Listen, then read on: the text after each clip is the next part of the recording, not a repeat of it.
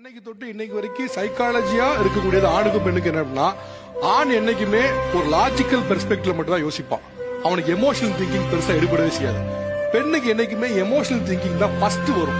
Logical thinking தாண்டி emotional thinking தான் first வரும். அதுதான் எல்லா உளவியல் நிபுணர்களும் சொல்றது. ஆண் என்ன நினைக்கிறானா, ஒரு பிரச்சனை வந்துருச்சா, அந்த பிரச்சனைக்கு சொல்யூஷன் என்ன, இந்த இருக்கு வச்சுக்க அப்படின்னு.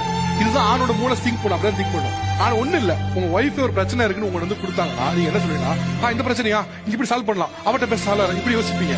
அவங்க என்ன நினைப்பாங்கன்னா, அவங்க உங்ககிட்ட இருந்து சால்வ் பண்ணக்கூடிய ஃபார்முலா கேட்கல.